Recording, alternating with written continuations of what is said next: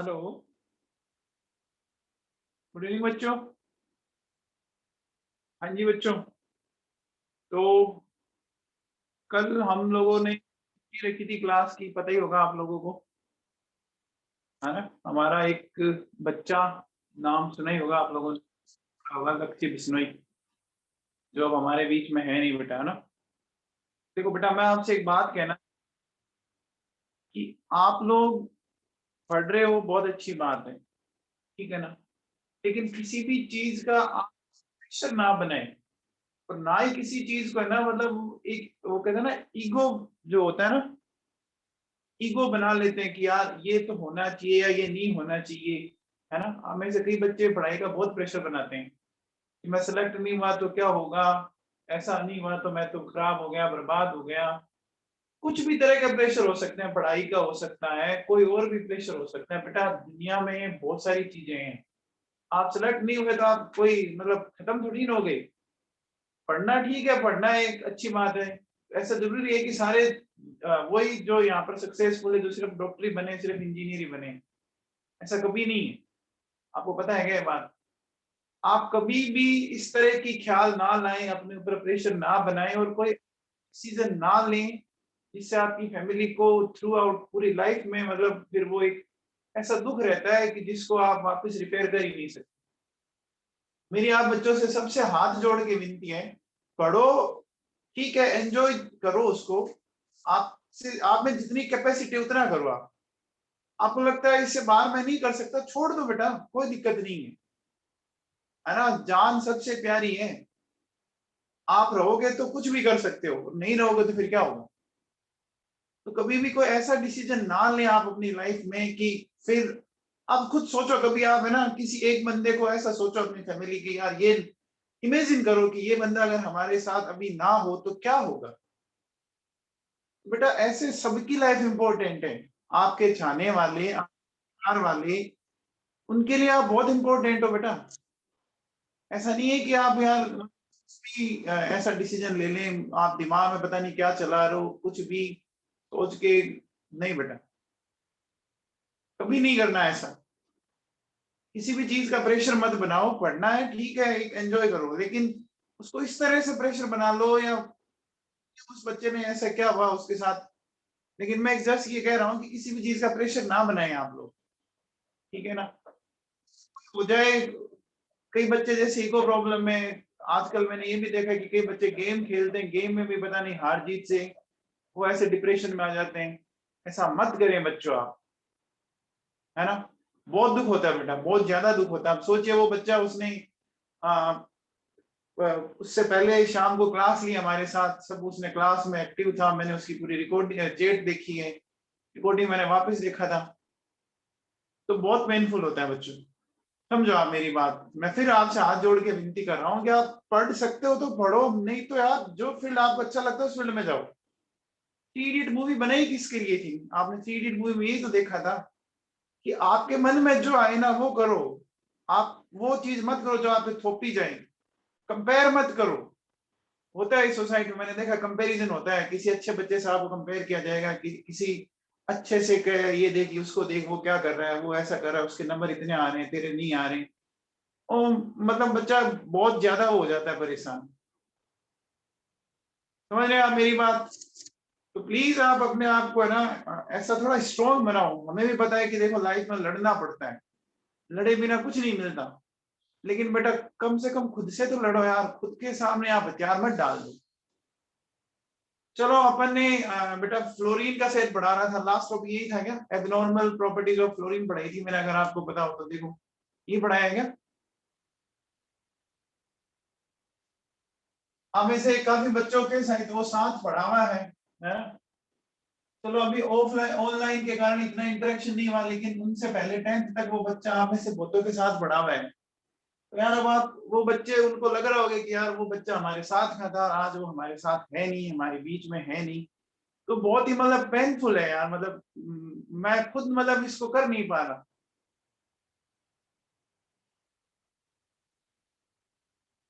बहुत अजीब सा मतलब अभी 2 दिन से ऐसा लग रहा है कि यार क्या क्या हो क्या गया ये यार?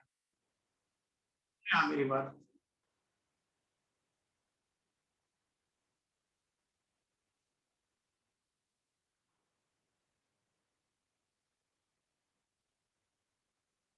ये बच्चा है अनिरुद्ध व्यास है ना, उसके साथ ये बच्चा नर्सरी से था। तो पता नहीं यार उस बच्चे ने ऐसा क्या किया यार, समझ ही नहीं यार।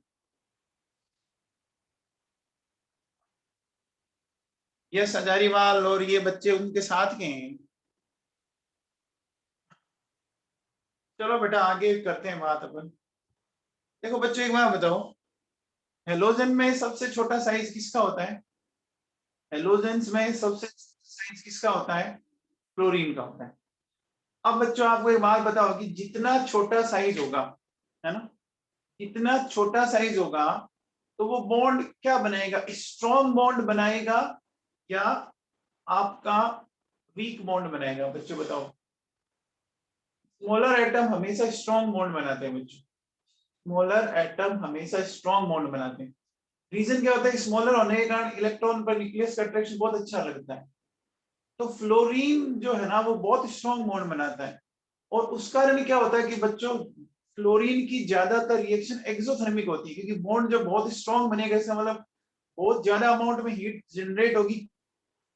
फ्लोरीन जब बॉन्ड बनाएगा तो बहुत ज्यादा अमाउंट, है ना, हीट जनरेट होगी। तो फ्लोरीन की मोस्ट ऑफ रिएक्शंस एक्सोथर्मिक होती है, तो उनको कंट्रोल करना बहुत मुश्किल होता है, उनको कंट्रोल करना बहुत ज्यादा मुश्किल होता है ना, उनको कंट्रोल करना बहुत ज्यादा मुश्किल होता है। तो हमें फ्लोरीन की रिएक्शंस को जनरली हम अवॉइड करते हैं, लेबोरेटरी में हम अवॉइड करते हैं। क्यों? क्योंकि कई बार एक्सप्लोजिव रिएक्शंस हो जाती है, विस्फोट हो गया, धमाका हो गया।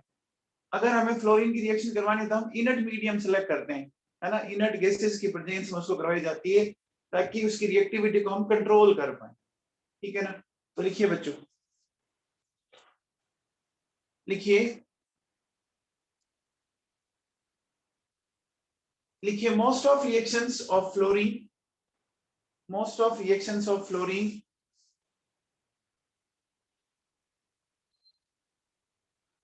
are highly exothermic, are highly exothermic, are highly exothermic in nature.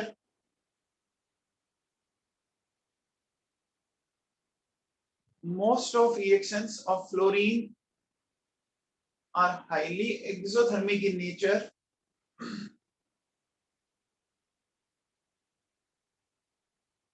because because fluorine forms because fluorine forms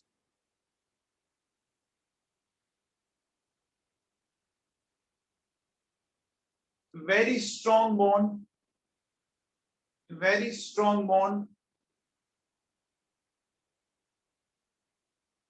very strong bond due to its small size, due to its small size.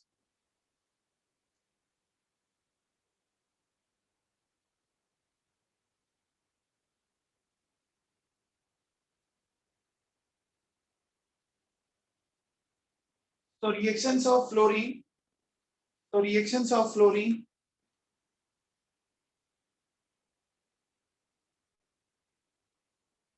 so reactions of fluorine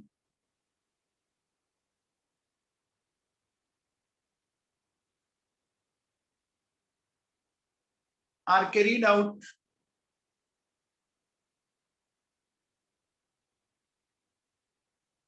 carried out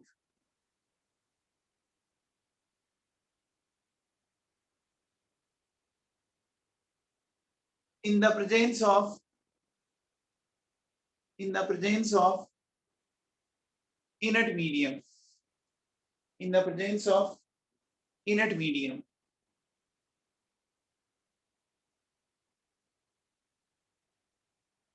है ना बच्चों? अच्छा आप लोगों को पता है क्या बच्चों, इस दुनिया का सबसे छोटा एनाइन कौन सा होता है, पता है क्या? दुनिया का सबसे छोटा एनाइन ये होता है एफ माइनस आइन, फ्लोराइड आइन इस दुनिया का सबसे छोटा एनाइन है ना। अच्छा आपको पता होगा बच्चों एनाइन है इसका मतलब आयनिक कंपाउंड की बात कर रहे हैं फिर अपन, एनाइन इसका मतलब अपन आयनिक कंपाउंड की बात कर रहे हैं। तो आयनिक कंपाउंड में एक टर्म होता है बच्चों लेटिस एनर्जी, एक टर्म होता है लेटिस एनर्जी, है ना। तो लेटिस एनर्जी साइज के इनवर्स प्रोपोर्शनल होता है, तो साइज जितनी छोटी होगी लेटिस एनर्जी उतनी ज्यादा निकलेगी, है ना। लेटिस एनर्जी उतनी ही ज्यादा निकलेगी, तो जितनी ज्यादा लेटिस एनर्जी होगी रिएक्शन अगेन हाईली एक्सोथर्मिक होगी, है ना। तो आगे लिखो, लिखिए F minus ion, F minus ion, F minus ion is the smallest anion of nature. F minus ion is the smallest anion of nature.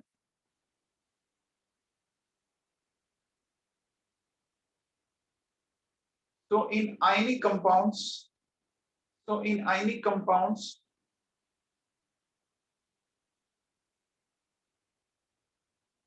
value of lattice energy will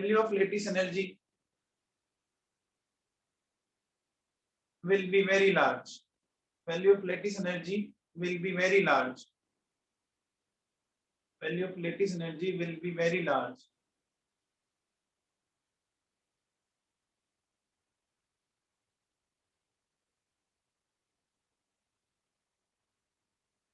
ठीक है भैया, बोलो बच्चों, समझ में आ गई बात? आगे बेटा, चलिए नेक्स्ट बात लिखते हैं। बच्चों बताओ, फ्लोरीन कौन सी पीरियड का एलिमेंट है? फ्लोरीन कौन सी पीरियड का एलिमेंट है? सेकंड पीरियड का एलिमेंट है ना फ्लोरीन। सेकंड पीरियड में आपको पता होगा बच्चों, आपका इसका कॉन्फ़िगरेशन होता है 2s2 2p5। ठीक है, अब ध्यान दीजिए बच्चों, अब ध्यान दीजिए, 2d होता नहीं है ना, यानी इसके पास कोई एम्प्टी ऑर्बिटल नहीं है ना। एम्प्टी 2d होता ही नहीं है ना, ये तो पता है ना। d सबसे पहले अगर देखा जाए तो थर्ड ऑर्बिट में आना शुरू होता है, सेकंड ऑर्बिट में तो d आता ही नहीं है, पता है ना ये आप लोगों को। क्योंकि अगर 2d आ गया तो प्रिंस आपके जो क्वांटम नंबर वाला कंसेप्ट है वो गलत हो जाएगा, n और l की वैल्यू सिमिलर हो नहीं सकती। तो एक ही अनपेयर्ड इलेक्ट्रॉन है, तो फ्लोरीन मैक्सिमम कितने बॉन्ड बना सकता है? फ्लोरीन मैक्सिमम एक ही बॉन्ड बना सकता है ना। फ्लोरीन एक से ज्यादा बॉन्ड तो नहीं बना सकता है ना। तो देखो, अब आयोडीन है, आयोडीन तो बहुत सारे बना लेता, IF, IF3, IF5, IF7, लेकिन फ्लोरीन नहीं कर सकता। अब जैसे आपने देखा होगा कि आयोडीन है, जैसे ये बना दिया HOI, HiO2, HiO3, HiO4, ऐसा करता है, लेकिन ऐसा फ्लोरीन नहीं कर सकता। तो लिखिए बच्चों, लिखिए, fluorine can form only one bond, fluorine can form only one bond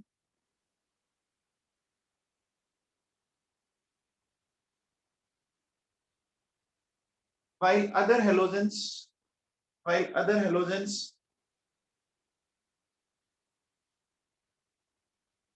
can form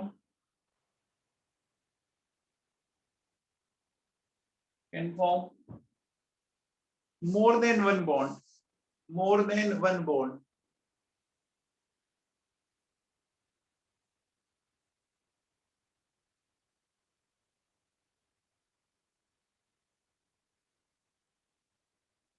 because in fluorine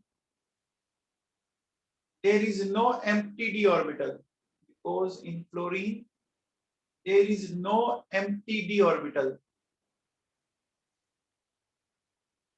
there is no empty d orbital। Fluorine में कोई empty d orbital नहीं होता बच्चों, है ना।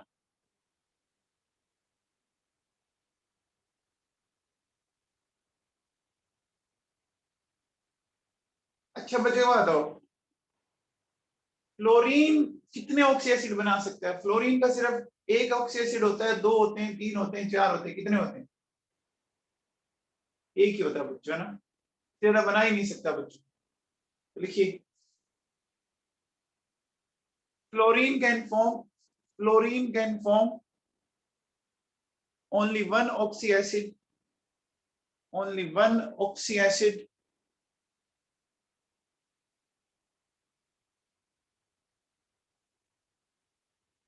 only one oxy acid due to absence of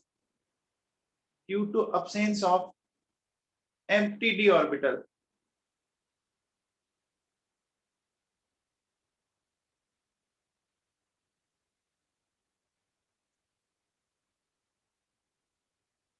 ठीक है,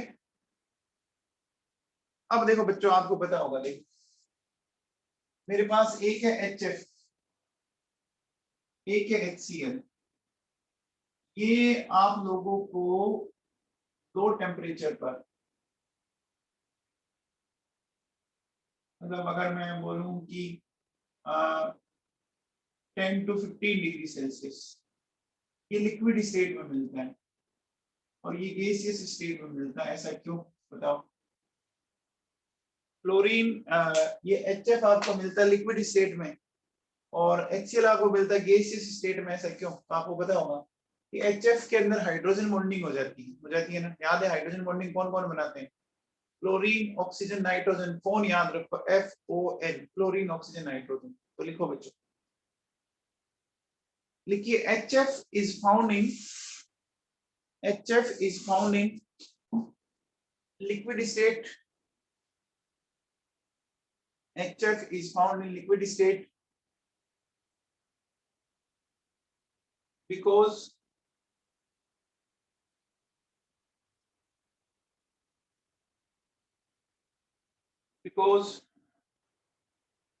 fluorine can form hydrogen bond. Fluorine can form hydrogen bond. Fluorine can form hydrogen bond.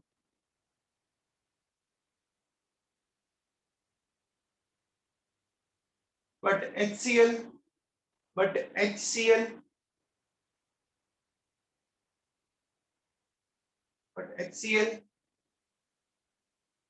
is found in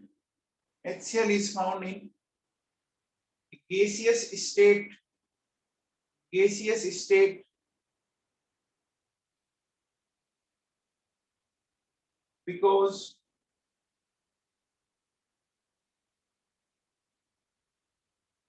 it cannot form hydrogen bond.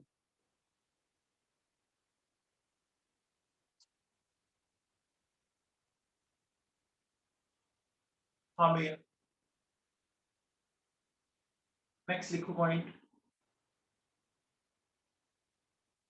Next लिखो, fluorine is most electronegative element. Fluorine is most electronegative element of periodic table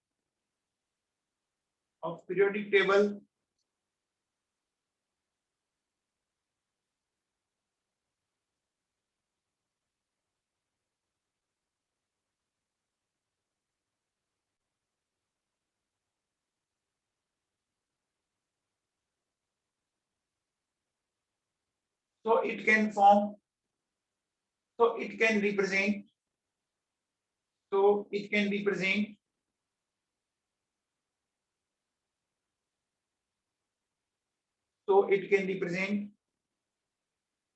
only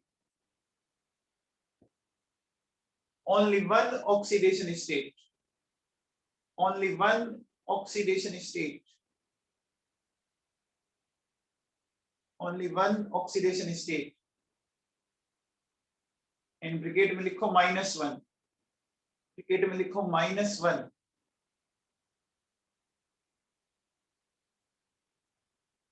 chlorine की एक ही oxidation state होती है बच्चों, -1, और कोई नहीं होती। तो ये क्वेश्चन बहुत बार आता है, ऐसा कौन सा हैलोजन है वो जो सिर्फ एक ही ऑक्सीडेशन स्टेट दिखाता है? तो वो कौन सा होता है बच्चों? ऐसा कौन सा हैलोजन है जो सिर्फ एक ही ऑक्सीडेशन स्टेट दिखाता है? वो होता है आपका फ्लोरीन होता है बच्चों। ठीक है ना? चलिए अब आप लिखो fluorine is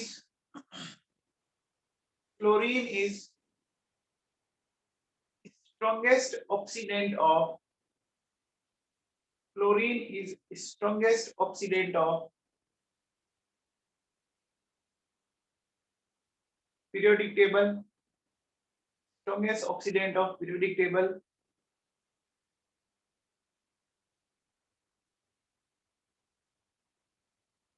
because it can oxidize,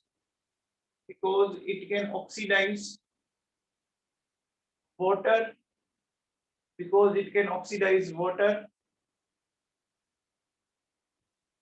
into oxygen,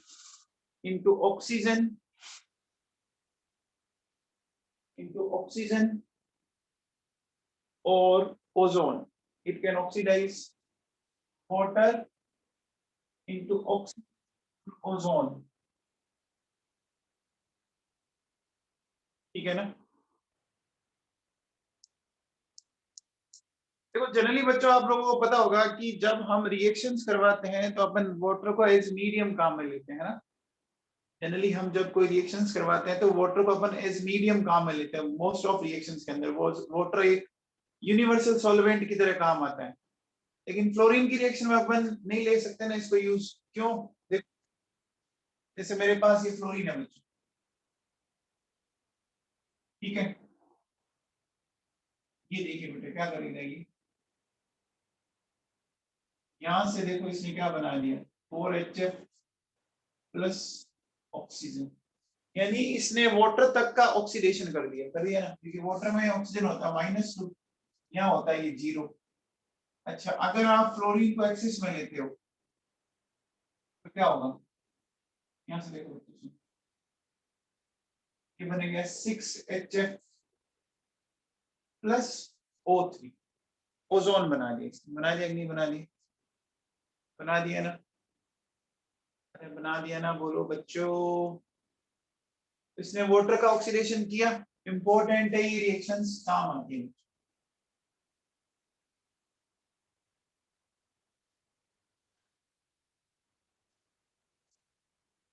important है ये रिएक्शन काम आती है। अब देखो बच्चों सुनो,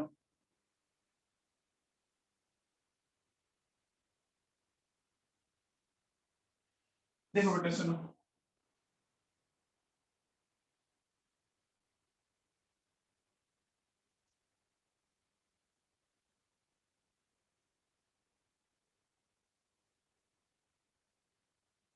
solubility of halogen in water क्या होती है? Chlorine, chlorine, bromine and iodine.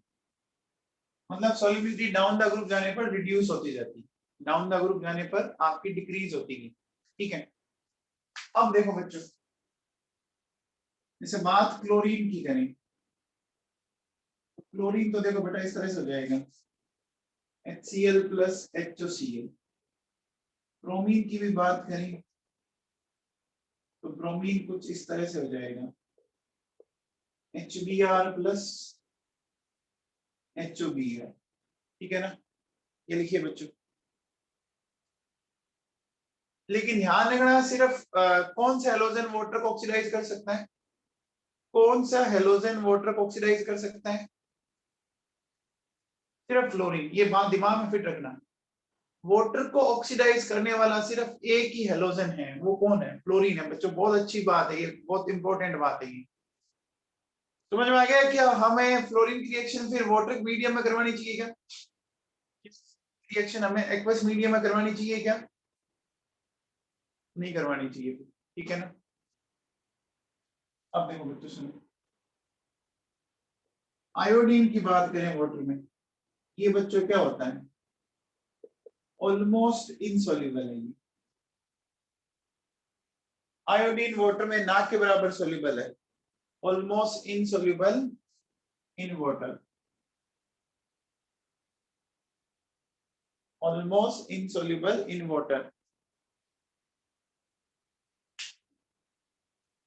आगे लिखो,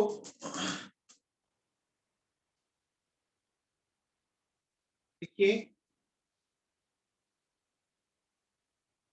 solubility of iodine, solubility of iodine, solubility of iodine can be increased, can be increased in water, can be increased in water,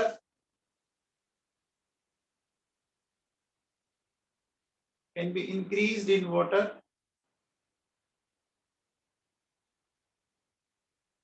by the addition of ki, by the addition of ki. ये बच्चों question आया हुआ NEET के अंदर। देखो ki क्या करेगा, iodine के साथ रिएक्ट करके बना देगा Ki3, है ना। और जैसे ही Ki3 बनेगा बच्चों, Ki जो है वो एक आयनिक कंपाउंड की तरह बिहेव करने लग जाएगा। हमने जैसे ही Ki मिलाया I2 के अंदर, हमने जैसे ही Ki मिलाया I2 के अंदर, क्या बन गया, Ki3 बन गया। क्या बन गया बच्चों?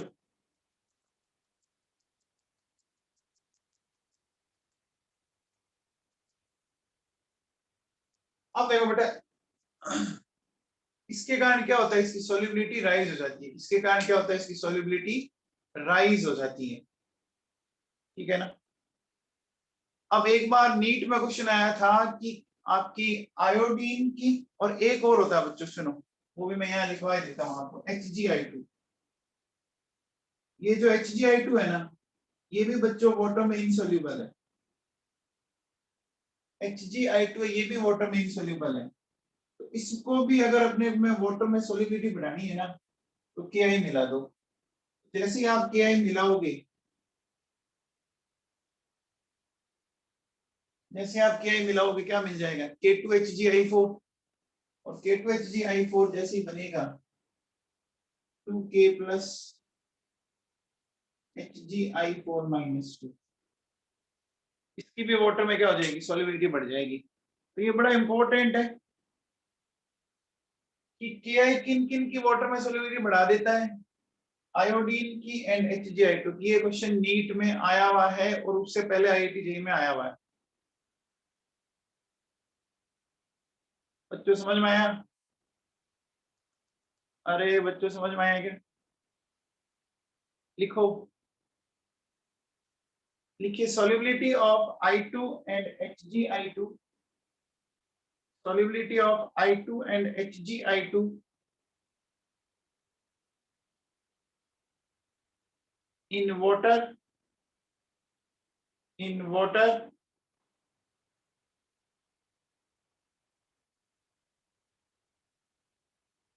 can be increased, can be increased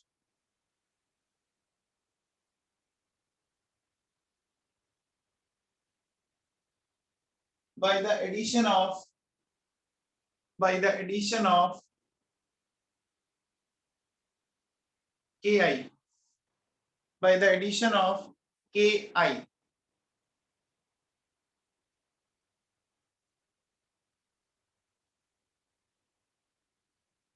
ठीक है, by the addition of Ki।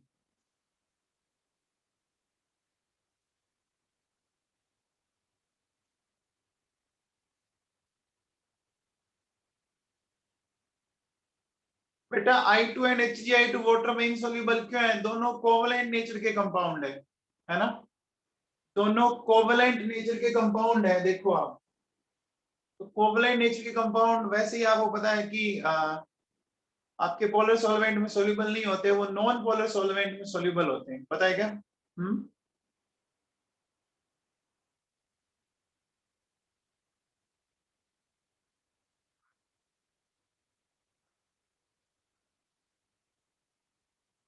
अब देखो बच्चों सुनो, देखो बेटा, दो बातें है ना, आप बहुत ढंग से दिमाग में फिट कर लो। हेलोजेंस क्या होते हैं? हेलोजेंस होते हैं ऑक्सीडाइजिंग एजेंट। की बात आप हमेशा के लिए दिमाग में फिट कर लो कि हेलोजेंस होते हैं स्ट्रॉन्ग ऑक्सीडेंट, ठीक है। एंड हेलाइड आयन, या आप कह सकते हो हेलोजन एसिड, ठीक है, हेलाइड आयन होता है ना। ये होते हैं आपके स्ट्रॉन्ग रिड्यूसिंग एजेंट। क्या होते हैं? Strong reducing agent. ये दोनों बातें आप एकदम अच्छे से दिमाग में फिट करो। क्या हेलोजन क्यों होते हैं बच्चों स्ट्रॉन्ग ऑक्सीडाइजिंग एजेंट? आप बात को ध्यान से सुनने की कोशिश करना है मेरी। बच्चों हेलोजन के आउटर मोस्ट सेल में कितने इलेक्ट्रॉन होते हैं? हेलोजन के आउटर मोस्ट सेल में कितने इलेक्ट्रॉन होते हैं? 7 होते हैं। और स्टेबिलिटी कितने इलेक्ट्रॉन पर आ जाती है? स्टेबिलिटी कितने इलेक्ट्रॉन पर आ जाती है? 8 इलेक्ट्रॉन पर आ जाती है। मतलब इनको सिर्फ कितने इलेक्ट्रॉन की रिक्वायरमेंट है? सिर्फ कितने इलेक्ट्रॉन? सिर्फ 1 इलेक्ट्रॉन। और 1 इलेक्ट्रॉन मिलते ही सोचो इनकी तो जिंदगी बदल गई। 1 इलेक्ट्रॉन मिलते ही जिंदगी बदल गई ना बच्चों। तो हेलोजन की इलेक्ट्रॉन लेने की टेंडेंसी बहुत ज्यादा होगी कि नहीं होगी? हेलोजन की इलेक्ट्रॉन लेने की टेंडेंसी बहुत ज्यादा होगी कि नहीं होगी? बताओ। तो देखो बच्चों, अगर मैं इनके ऑक्सीडाइजिंग नेचर का ऑर्डर लिखूं ना तो FCl Br I, ये होता है बच्चों। हेलोजन के अगर आप ऑक्सीडाइजिंग का नेचर लिखो तो सबसे अच्छा कौन होता है? फ्लोरीन। आपको वैसे पता होगा फ्लोरीन का हमने इलेक्ट्रोकेमिकल सीरीज में पढ़ा था। सबसे ज्यादा SRP किसका होता है? सबसे ज्यादा SRP किसका होता है? फ्लोरीन का ही तो होता है बच्चों, याद है क्या? अच्छा, अगर मैं रिड्यूसिंग स्ट्रेंथ की बात करूं,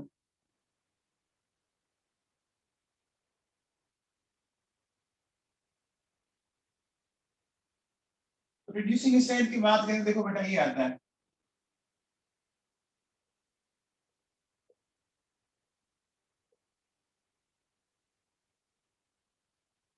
ये जस्ट उसके अपोजिट है कि नहीं है?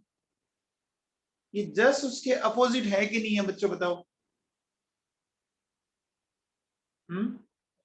और अपोजिट होना भी है ना, क्योंकि ये दोनों जो नेचर है ऑक्सीडाइजिंग एंड रिड्यूसिंग, दोनों एक दूसरे के अपोजिट होते हैं ना।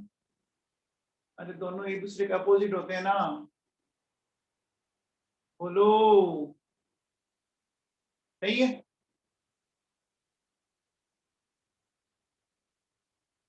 तो अभी देखो आप लोगों ने थोड़ी देर पहले ऐसे पढ़ा था, देखो F2 प्लस H2O क्या मिला? 2HF and half O2। ठीक है ना? तो अब देखो बच्चों, जैसे फ्लोरीन ने वाटर का ऑक्सीडेशन करके क्या कर दिया? ऑक्सीजन बना दी। तो इसकी उल्टी रिएक्शन समझने की कोशिश करना आप, कि मैंने आपसे क्या बोला? ये भी लिख सकते हो आप चाहो तो HI HBr HCl और HF, एक ही बात है ये दोनों, क्योंकि I माइनस HI से मिल जाएगा ना।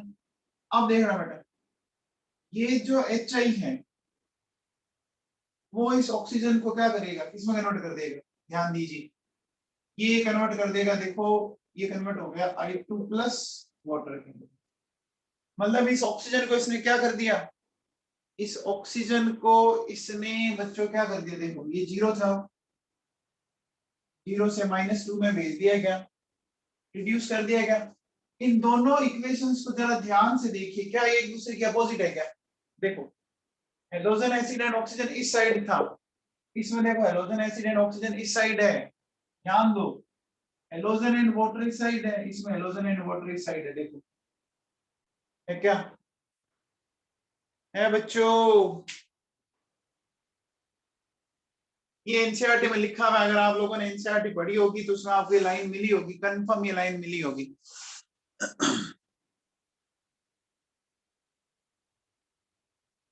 लिखो बेटा,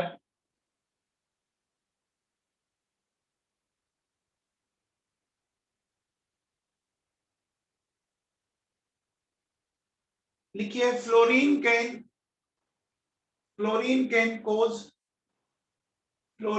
cause oxidation of water. Fluorine can cause oxidation of water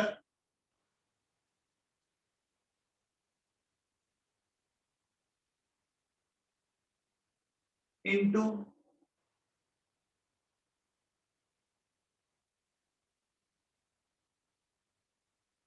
into oxygen, into oxygen.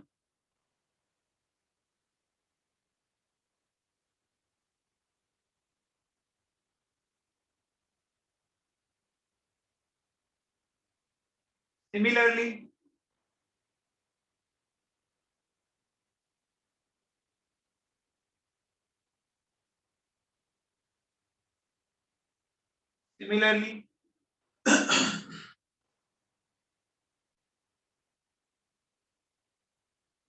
HI can reduce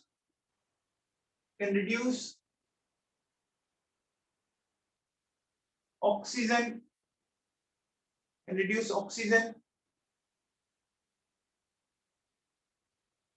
into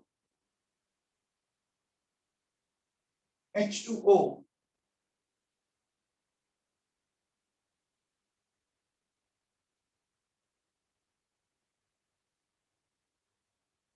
Into H2O. It means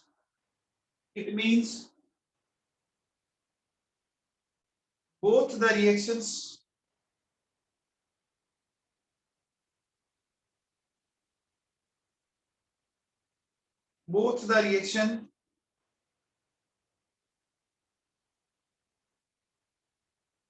are opposite to each other.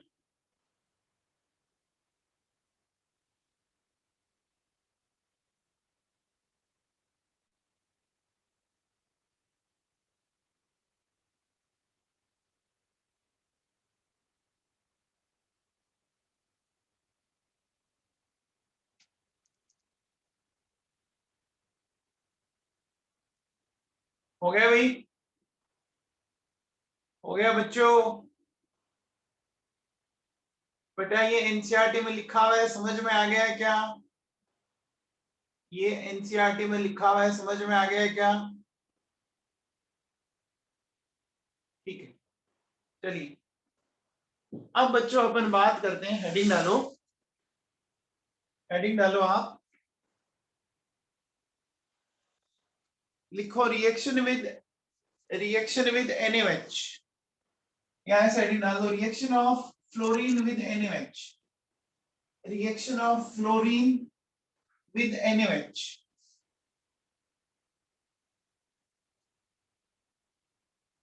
Reaction of fluorine with NaOH। अब देखो बच्चों, मैं ये जो reaction बढ़ा रहा हूँ ये एनसीईआरटी में तो नहीं है। ये जो मैं रिएक्शन बढ़ा रहा हूँ ये एनसीईआरटी में नहीं है, लेकिन नीट और जेई में आती है, ध्यान रखना। नीट और जेई में ये रिएक्शन आती है, ध्यान रख लीजिएगा, ठीक है ना? तो सुनो बच्चों, क्या है, ध्यान दो। देखो अभी थोड़ी देर पहले हम लोगों ने इस तरह की एक रिएक्शन पढ़ी थी, क्या पढ़ी थी? फ्लोरीन को वाटर के साथ पढ़ी थी। अब देखिए बच्चों, अब मैं फ्लोरीन की जगह में लेके आ रहा हूं NaOH, सॉरी वाटर की जगह मैं लेके आ रहा हूं NaOH, ठीक है?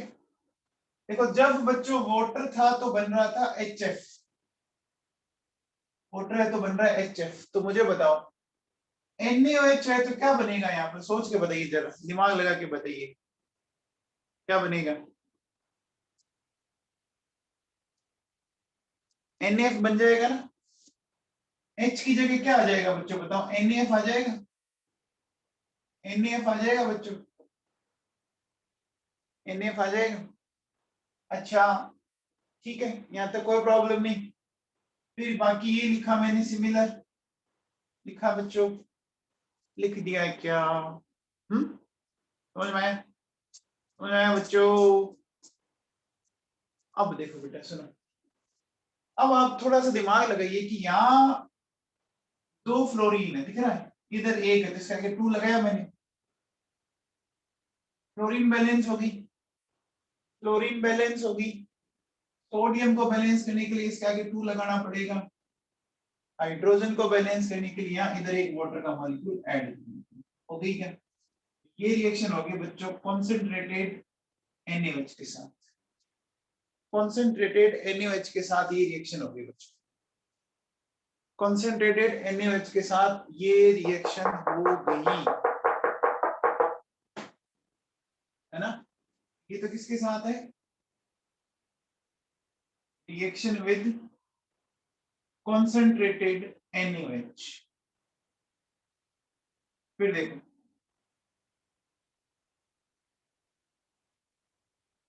रिएक्शन विद डाइल्यूट NaOH,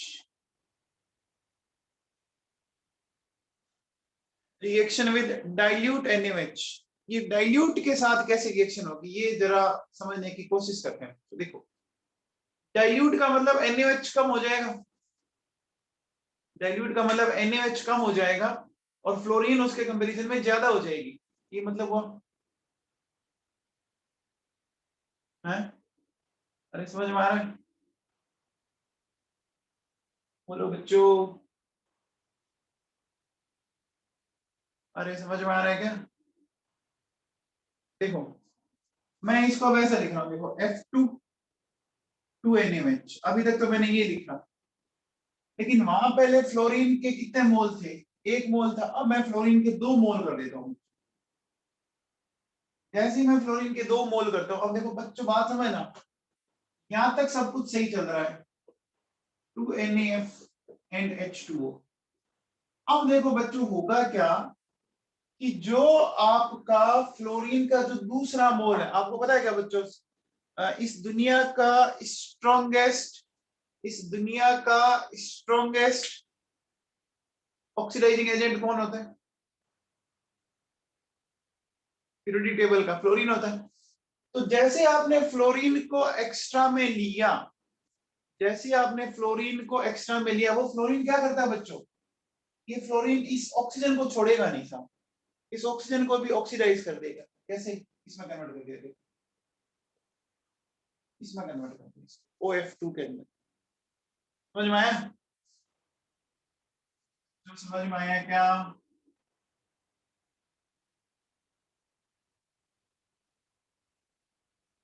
देखो बेटा, इस रिएक्शन और इस रिएक्शन को थोड़ा सा ध्यान दो, समझ में आ जाएगी। देखो यहाँ 1 फ्लोरीन है, यहाँ 2 फ्लोरीन है, NaOH उतना ही है, NF उतना ही है, वाटर उतना ही है, यहाँ ऑक्सीजन वही है। लेकिन जैसे ही हमने NaOH को कम किया, फ्लोरीन को उसके कंपेरिजन में ज्यादा किया, तो क्या हुआ? क्या हुआ बच्चों कि उस फ्लोरीन ने बनी हुई ऑक्सीजन का भी आगे ऑक्सीडेशन कर दिया ना? बोलो, तो लिखो बच्चों, लिखिए, in case of dilute NaOH, in case of dilute NaOH,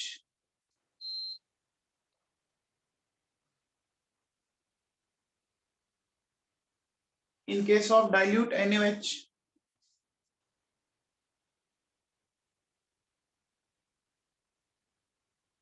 OF2 is formed, OF2 is formed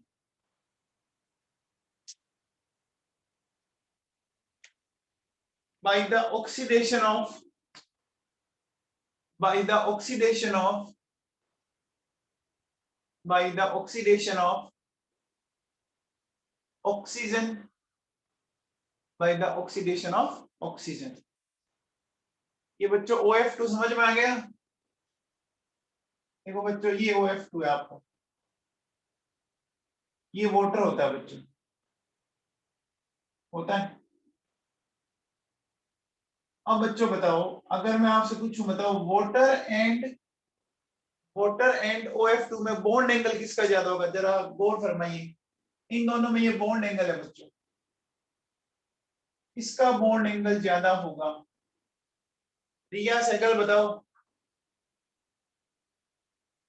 हाँ वेरी गुड, वाटर का ज्यादा होगा बच्चों। देखो इसका आता है 103 डिग्री, इसका आता है 104.5 डिग्री, है ना? रीजन समझ में आया इसका? रीजन देखो, समझो, रीजन बहुत ही सिंपल सा कॉन्सेप्ट है। क्या बताओ बच्चों, ऑक्सीजन एंड फ्लोरीन में ये किसकी ज्यादा है?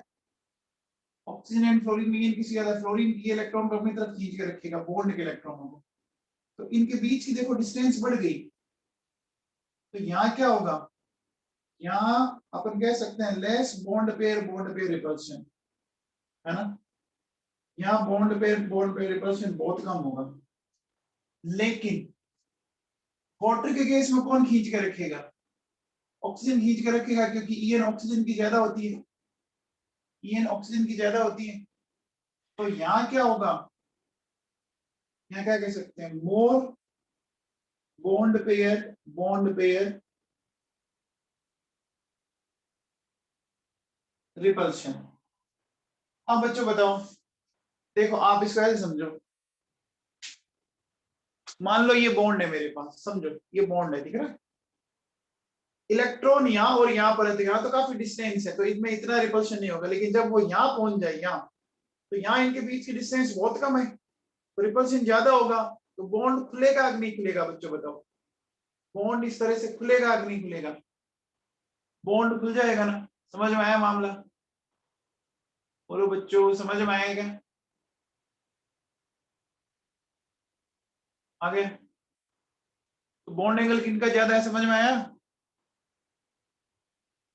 बॉन्ड एंगल किनका ज्यादा है समझ में आया, बोलो। ठीक है, चलो तो हो गया बच्चों, हो गया, आगे चलें बच्चों।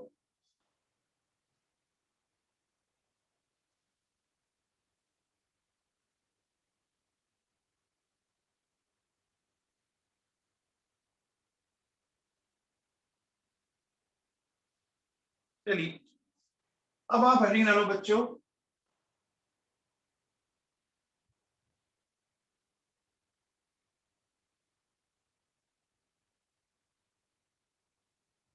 हेडिंग डालो oxides of halogens, oxides of halogen.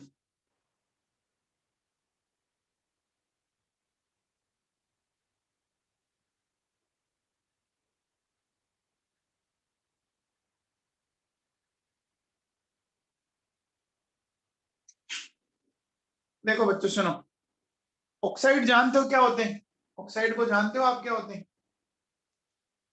कोई भी एलिमेंट है ना, अगर वो ऑक्सीजन के साथ रिएक्ट करता है तो क्या मिल जाता है, ऑक्साइड मिल जाता है क्या, कोई भी एलिमेंट जब ऑक्सीजन के साथ रिएक्ट करता है तो ऑक्साइड मिल जाता है क्या, है ना,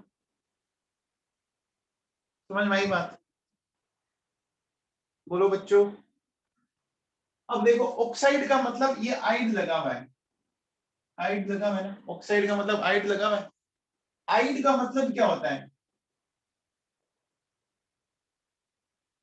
negative oxidation state of oxygen. आइड का मतलब ही क्या होता है, नेगेटिव ऑक्सीडेशन स्टेट होती है, पता है क्या, सोडियम क्लोराइड Na+Cl- जानते हो क्या, बोलो बच्चों। अब देखिए बेटा सुनिए, सुनना मेरी बात को ध्यान से, ऐसा कौन सा एलिमेंट है, ऐसा कौन सा एलिमेंट है जिसके साथ ऑक्सीजन ऑक्साइड नहीं बना सकता, ऐसा कौन सा एलिमेंट है जिसके साथ ऑक्सीजन ऑक्साइड नहीं बना सकता, very good,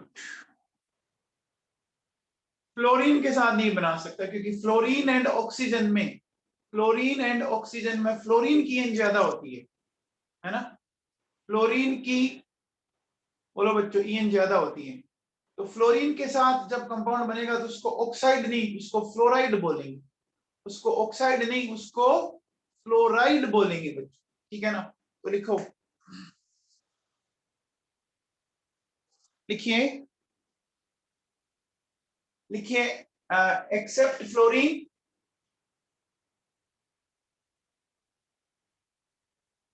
accept fluorine, all other halogens, all other halogens form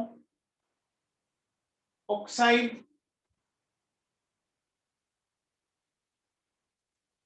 with oxygen, with oxygen,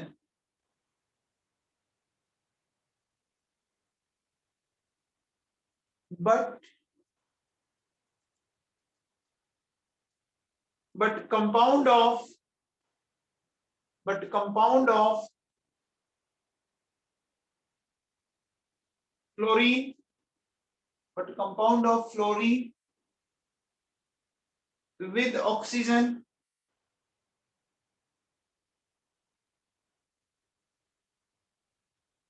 with oxygen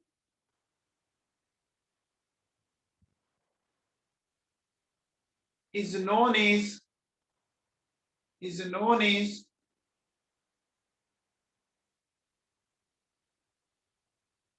is known as fluoride, is known as fluoride, not oxide. Fluoride, not oxide. Fluoride, not oxide. Because En of fluorine, because En of fluorine, because En of fluorine is more than is more than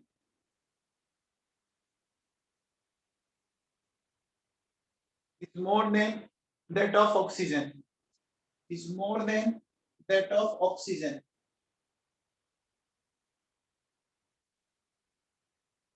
Is more than that of oxygen.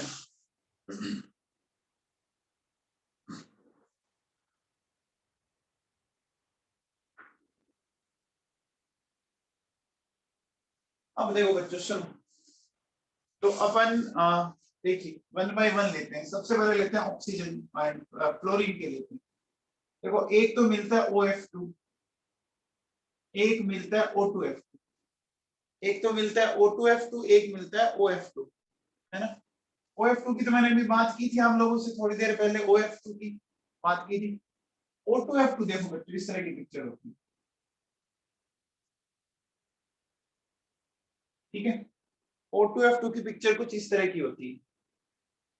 एक बच्चों आप लोग इसको भी जानती होंगी, जानते हैं। अब देखो बेटा दोनों की स्ट्रक्चर होती है ओपन बुक लाइक, दोनों की स्ट्रक्चर ओपन बुक लाइक होती है। अब देखिए जैसे ये फ्लोरीन का -1 तो ये +1, ये -1 तो ये +1 हो गया बच्चों। अब देखो हाइड्रोजन का +1 -1 +1 -1। तो मुझे एक बात बताओ बच्चों, अगर मैं आपसे ये बोलूं कि मैं बोल सकता हूं ये वाला जो बॉन्ड है वो पर ऑक्साइड बॉन्ड है क्या? पर ऑक्साइड बॉन्ड है ना बच्चों, है। देखो पर ऑक्साइड बॉन्ड किसको बोलते हैं? आइड होना चाहिए। आइड का मतलब नेगेटिव चार्ज, आइड का मतलब नेगेटिव चार्ज। तो यहाँ ऑक्सीजन पर नेगेटिव चार्ज है ना, ऑक्सीजन पर नेगेटिव चार्ज है कि नहीं है? लेकिन बच्चों ये वाला बॉन्ड पर ऑक्साइड बॉन्ड नहीं है।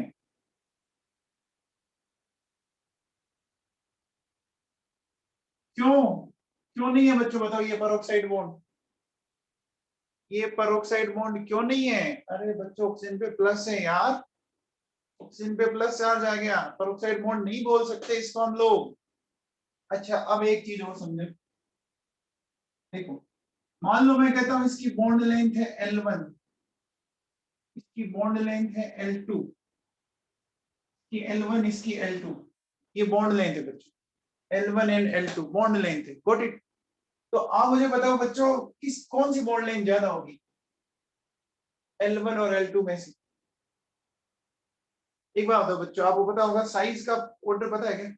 साइज का ऑर्डर आप लोगों ने कभी पढ़ा होगा कि नेगेटिव सबसे बड़ा, नेगेटिव के बाद जीरो, जीरो के बाद ये इस तरह से पॉजिटिव, ऐसा आता है पता ना। तो यहाँ नेगेटिव है तो साइज बड़ा होगा तो बॉन्ड लेंथ भी बड़ी, जितना बड़ा साइज होगा तो बॉन्ड लेंथ भी अपना बड़ी आएगी ना। अरे ऑक्सीजन नेगेटिव कब बनता है? जब उसमें इलेक्ट्रॉन ऐड करते हो। पॉजिटिव कब बनता है? जब उसमें से इलेक्ट्रॉन हटा देते हो। फैमिली में कोई मेंबर आके और जुड़ता है तो फैमिली बड़ी हो जाती है, फैमिली में से जब कोई मेंबर चला जाता है तो फैमिली छोटी हो जाती है, ये तो होता है। तो यहाँ फैमिली बड़ी है तो बॉन्ड लेंथ भी बड़ी आएगी कि नहीं आएगी?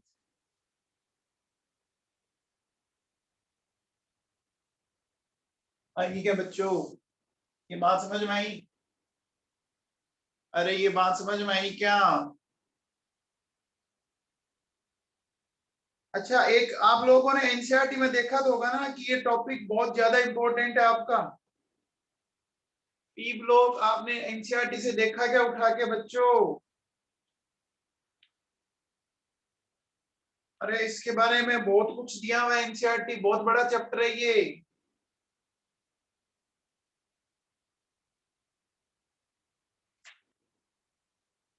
हाँ भैया आगे लिखो।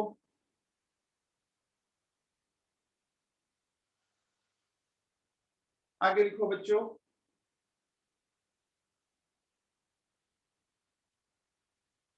अब देखो बच्चों सुनो, OF2 and O2F2, OF2 and O2F2 लिखो, के बारे में लिखो। Very strong oxidant and fluorinating agents, very strong oxidant and fluorinating agent, ठीक है ना। आपको याद है मैंने क्या बोला था, जब भी किसी कंपाउंड में हेलोजन आ जाए या ऑक्सीजन आ जाए या दोनों आ जाए तो वो हमेशा ही अच्छे ऑक्सीडाइजिंग एजेंट होते हैं, वो हमेशा ही अच्छे ऑक्सीडाइजिंग एजेंट होते हैं बच्चों, पता है क्या।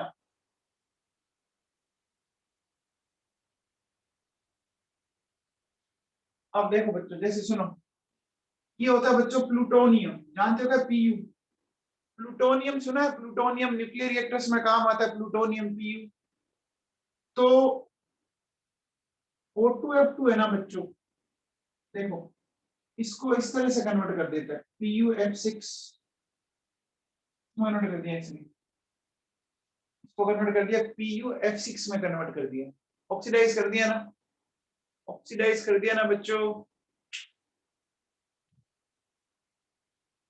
कर दिया ना। तो लिखो बच्चों,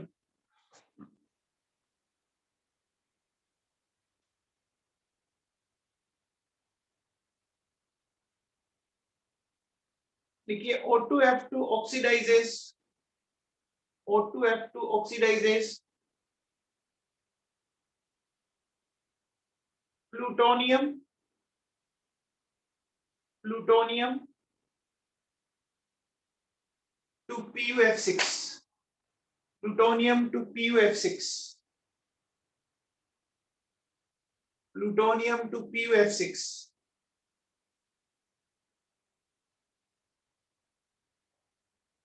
and this reaction is used, and this reaction is used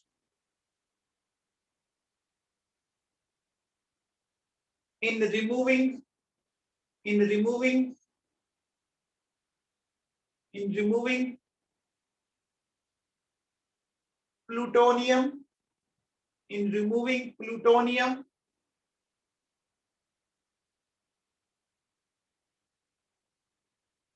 in removing plutonium as PuF6, as PuF6 from spent nuclear fuel, from spent nuclear fuel। ये क्या होता है बच्चों जानते हो क्या, स्पेंट न्यूक्लियर फ्यूल, ये क्या होता है जानते हो क्या, स्पेंट न्यूक्लियर फ्यूल। बोलो बच्चों, स्पेंट का मतलब तो जानते होंगे, इंग्लिश का टर्म है स्पेंट का मतलब जो यूज ले लिया गया, पर कहते हैं ना आपने कितने पैसे स्पेंड कर दिए, कितने पैसे आपने यूज ले लिए। अब देखो बच्चों एक बात समझना, मैं आपको बहुत सिंपल से एग्जांपल समझाता हूँ। जैसे गन्ने का रस निकाला जाता है, तो गन्ने का रस जब वो निकालता था आपने देखा उसको एकदम लास्ट तक वो उसको एकदम कचरा कर देता है, लेकिन वो कचरा अभी भी मीठा होता है, आपको पता है क्या। जो फाइनल जो बचता है कचरा लास्ट में, उसमें अभी भी थोड़ी बहुत शुगर होती है, पता है क्या। अरे वो उसमें अभी भी शुगर होती है, उसकी मिठास तो जाएगी नहीं, ऐसा तो नहीं कि एक दिन पूरा निकाल लोगे। तो होता क्या है, spent nuclear mass, spent nuclear fuel क्या होता है कि आपने जो फ्यूल यूज ले लिया उसमें थोड़ा बहुत प्लूटोनियम अभी भी बचा हुआ रहता है, प्लूटोनियम अभी भी उसमें थोड़ा बहुत बचा हुआ है, तो उस बचे हुए प्लूटोनियम को रिमूव करना है तो हम क्या काम में लेते हैं बच्चों, हम काम में लेते हैं ये वाला O2F। बच्चों समझ में आ गया, स्पेंट न्यूक्लियर फ्यूल। अरे एक टर्म होता है ना स्पेंड करना, स्पेंड करना एक इंग्लिश का टर्म है ना, कि आपने कितनी मनी स्पेंड कर दी, कितनी आपने यूज ले ली, होता है ना बच्चों। समझ में आ गया? अरे इस लाइन का मीनिंग समझ में आ गया? कितना आपने कितने दिन वहां स्पेंड किए, आपने वहां कितने दिन बिताए, कितना मैंने उसके साथ इतने दिन बिताए, या मैंने इस जगह पर इतने दिन बिताए, स्पेंड किए। अरे ऐसा इंग्लिश का एक टर्म है ना, जानते होंगे ना, इंग्लिश आपकी ज्यादा बेटर होगी। समझ में आया? इसके बाद हमने की फ्लोरीन की।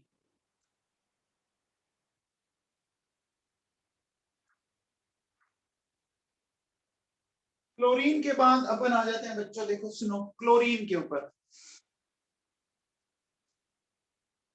देखो क्लोरीन के क्या क्या मिलते हैं आपको, Cl2O, ClO2, Cl2O6, Cl2O7। ये बच्चों मैंने आप लोगों को बताया थे क्या? एनहाइड्राइड के टाइम मैंने आपको बताए थे क्या ये? अरे एनहाइड्राइड के टाइम बताया ना बच्चों ये मैंने आप लोगों को। ठीक है, फिर देखो बात ब्रोमीन की करें, Br2O, BrO2, BrO3, Br3O8, Br3O8। ये जो Br3O8 है ना बच्चों, इसका क्वेश्चन आ चुका है नीट 2018 के अंदर। Br3O8 का नीट 2018 में क्वेश्चन आ चुका है। बताओ बच्चों Br3O8 में ऑक्सीडेशन स्टेट ऑफ ब्रोमीन क्या होगी, बता सकते हैं? कितने ब्रोमीन दिख रहे हैं आपको इसमें? 3 ब्रोमीन दिख रहे हैं ना, 3 ब्रोमीन दिख रहे हैं ना बच्चों। तो क्या होगा, 3x -2 इंटू 8, तो x की वैल्यू क्या आ गई बताओ बच्चों? 16/3 आ गई क्या? 16/3 आ गई क्या? अब देखो बच्चों इसकी स्ट्रक्चर देखो, सुनो।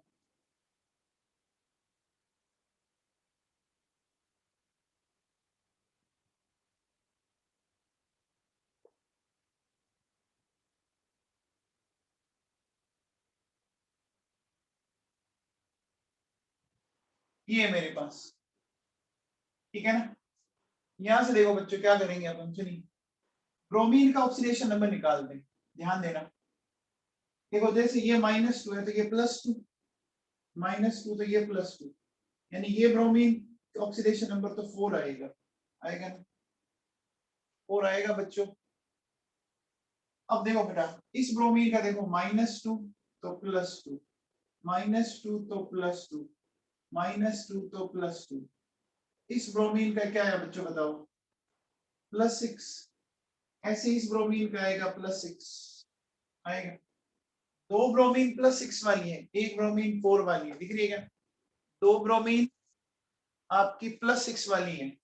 तो अगर मान लो मैं एवरेज ऑक्सीडेशन नंबर निकालूं, एवरेज ऑक्सीडेशन नंबर, देखो 2 ब्रोमीन +6 वाली है, एक ब्रोमीन 4 वाली है, डिवाइडेड बाई 3 हो गया क्या? एवरेज ऐसे निकालते हैं, 2 ब्रोमीन +6 वाली, एक ब्रोमीन 4 वाली, ऐसे निकालते हैं एवरेज। तो क्या आ जाएगा बच्चों बताओ? 16/3 आ गया है क्या? बोलो बच्चों।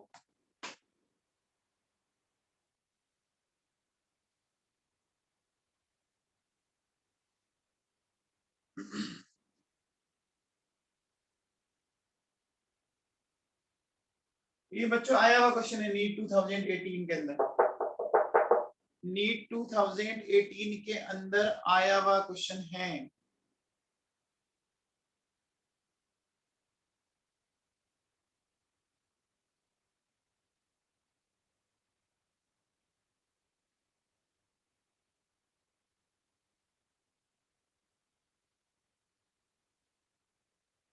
अब देखो बच्चों बात करते हैं आयोडीन की।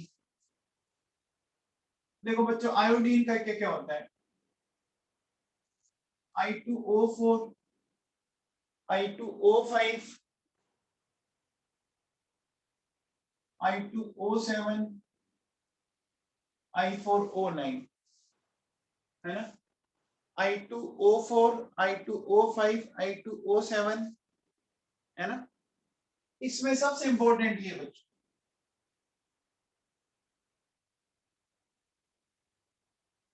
I2O5 सबसे इंपॉर्टेंट है, I2O5 सबसे इंपॉर्टेंट है। इसमें लिखिए बच्चों,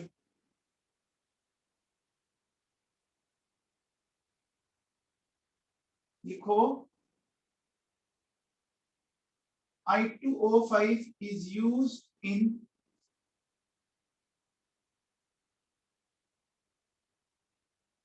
quantitative estimation of carbon monoxide. I2O5 is used in quantitative estimation. Quantitative का मतलब समझते हैं कि किसी सैंपल के अंदर कितना कार्बन मोनोऑक्साइड है, उसकी कितनी अमाउंट है, वो सैंपल कितना, जैसे अपन निकलवाते हैं ना अपने ब्लड में हीमोग्लोबिन, अपन जैसे पता करते हैं ना कि अपने हीमोग्लोबिन कितना है, तो वो क्वांटिटेटिव एस्टिमेशन ही तो होता है। ये भी क्वांटिटेटिव एस्टिमेशन है, कितना आपके वो कितनी क्या है सीओ, ठीक है ना।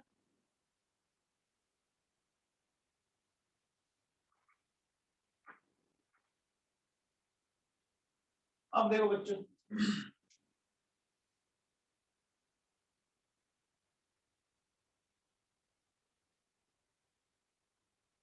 Stability of oxides of halogen.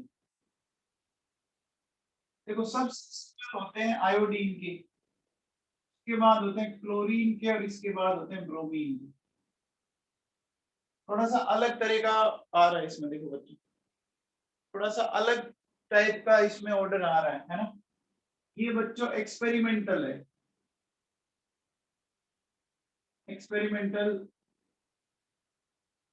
Fact है ये, ठीक है ना। आयोडीन के बाद आना चाहिए ब्रोमीन का, लेकिन ब्रोमीन का नहीं, क्लोरीन का आता है बच्चों, ठीक है ना। तो एक तरह से रेगुलर नहीं है ना, तो अपन क्या बोलते हैं, मिड लाइन एबनॉर्मल ट्रेन, तो क्या बोलते हैं, mid line abnormal train. Down the group जाने पर बढ़ना चाहिए था, लेकिन यहाँ देखो बच्चों दिक्कत क्या हो गई कि ब्रोमीन का तो सबसे बाद में आता है, इसको बोलते हैं मिड लाइन एबनॉर्मल ट्रेन बोलते हैं बच्चों। एंड लास्ट लिख लीजिए, all oxides of halogen are very strong oxidant. All oxides of halogen are very strong oxidant.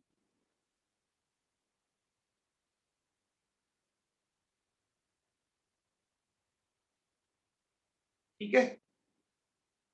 अब बच्चों इसमें तो छोटे छोटे टॉपिक है, कल 10 से 15 मिनट में मेरे हिसाब से हो जाएगा ये फैमिली पूरी।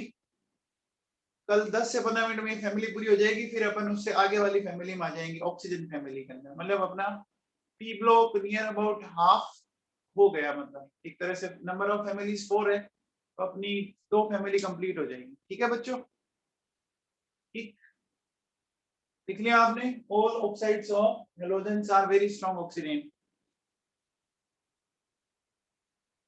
चलिए तो आज की क्लास वाइंड अप करें।